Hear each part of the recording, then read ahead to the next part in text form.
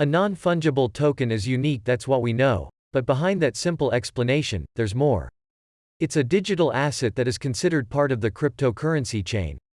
What exactly is it and how does it work is exactly what we're about to go through right now.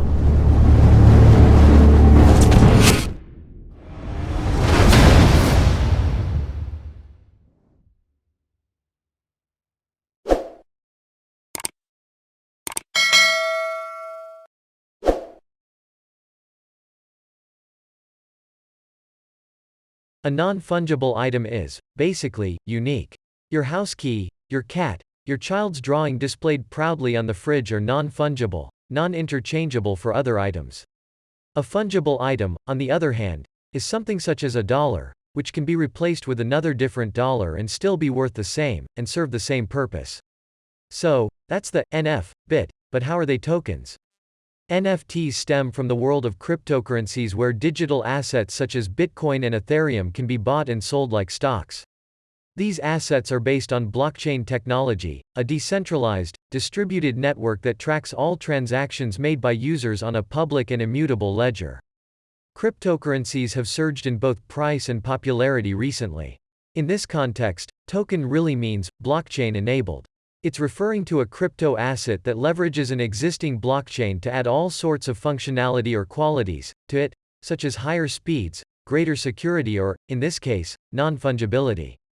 For the most part, NFTs leverage the Ethereum network.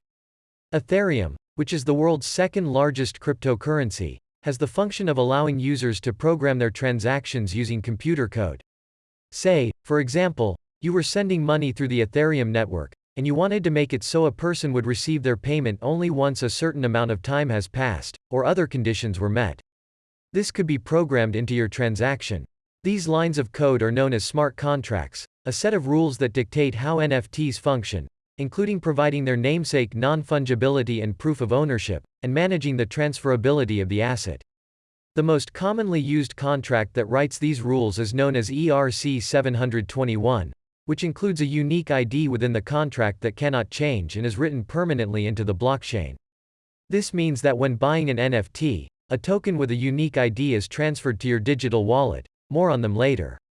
That token proves that your NFT is original and non-fungible, and its presence in your wallet, which only you control and own the password to, is proof that you own it.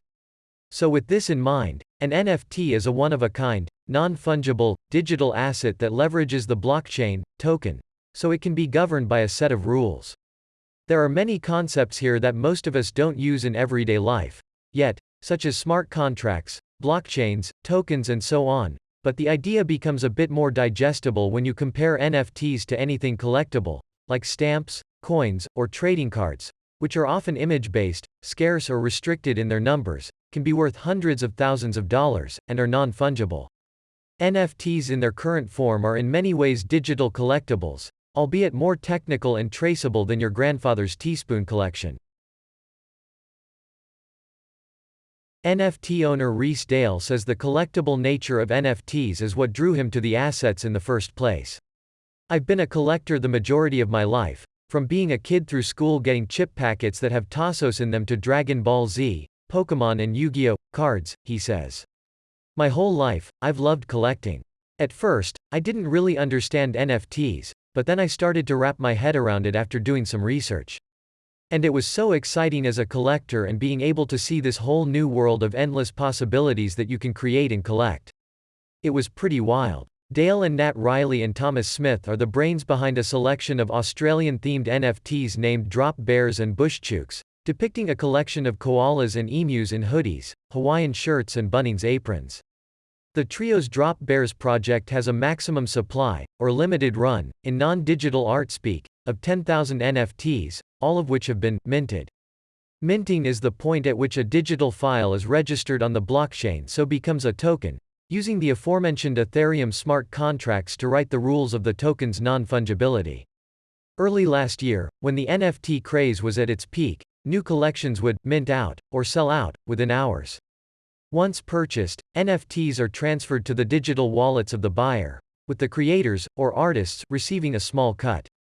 For example, the cost to mint a drop bear when the project launched last August was 0.06 in Ethereum, at the time worth around $280. One single Ether was worth $4,440. At 10,000 minted, the three founders made around $2.8 million, a portion of which they donated to koala conservation charities. Each transaction also incurs fees for using the Ethereum network, known as gas, in much the way you, or a vendor, might pay a charge when using a tap-and-go service to buy your coffee. However, real money starts to flow once NFTs hit the secondary market, as once a project is minted out, the only way to get your hands on one is by buying it from someone else, at times for seemingly exorbitant prices. Here's where things get a bit murky. While an NFT is often an image, video or song, storing that much data on the blockchain can be costly and would likely slow the network significantly. Instead, NFT smart contracts include a URL that points to your asset, meaning the token itself is actually just a link to your image. As we mentioned earlier, the smart contract also proves your ownership of that particular asset on the blockchain, a bit like a certificate of authenticity. However, all this proves is your ownership of the unique token on the blockchain, which links to the asset. This means that NFTs, in their base form, do not convey usage rights, any rights to adapt or reproduce the image or any form of copyright. This means you cannot sue for copyright infringement if someone uses your NFT without permission, a fact that has led many NFT detractors to rightly point out that they can freely download that same image you just paid $400,000 for. While this is the default position of NFTs, it is not true for most NFT sales made through major marketplaces, which often specify that purchasing the NFT also transfers the copyright for it, or grants the buyer certain rights to use or adapt an image.